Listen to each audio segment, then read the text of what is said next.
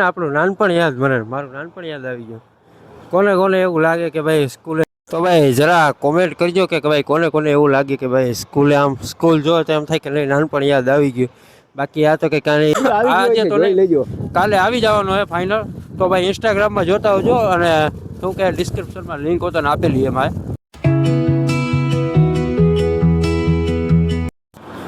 So hello and good afternoon guys. તો કેમ છો? એક નવા વ્લોગમાં તમારું સ્વાગત છે. તો અત્યારે વાગ્યા છે બપોરના 1 અને ભાઈ જો ભાઈ મોરી અત્યારે તૈયાર થાય છે અને હું તૈયાર થઈ ગયો છું અને જવાનું છે ભાઈ. અત્યારે આનો ભાઈ છે ને ડેમો લેક્ચર છે.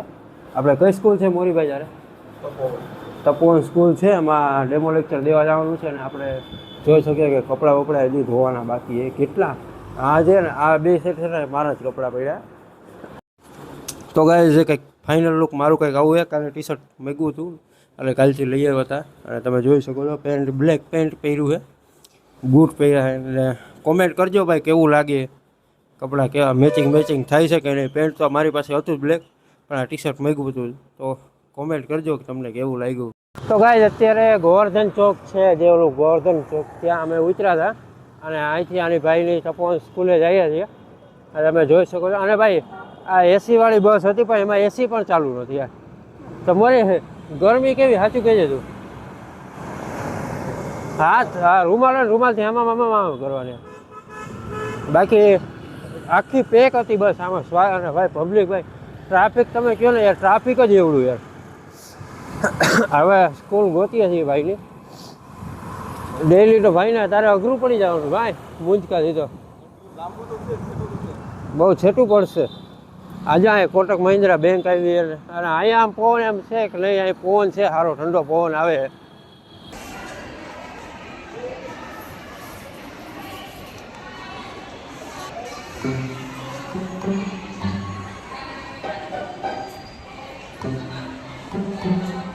ભાઈ સાગર વાલીડો અહીં લખવા બેઠો છે.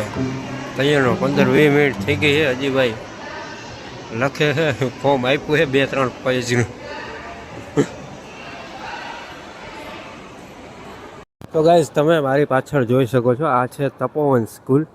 જે જો તમે આ નાના છોકરાને સ્કૂલને જોઈને આપણું નાનપણ યાદ મને મારું નાનપણ યાદ આવી ગયું.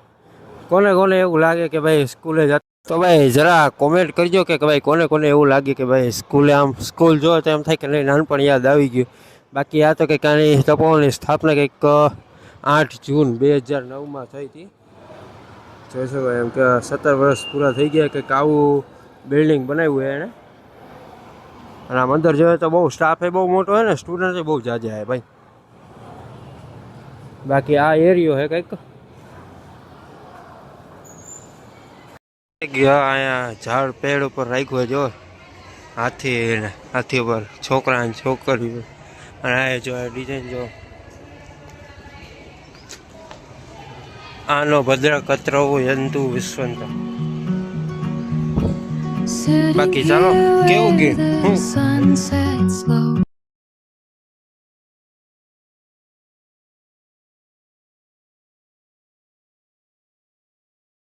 તો ભાઈ ગાઈઝ અત્યારે આવ્યા છીએ રીલ શૂટ કરવા માટે. અમે અહીંયા એક કમલેશને આયરે લેતા આવ્યા છીએ. શું કે કમલેશ, શું કેટલી રીલ શૂટ કરવા આવ્યા છે? આજ તો 10-12 થઈ જાય પેલા અંધારું જો 7:30 ત્યાં તોય થઈ જાય એવું છે.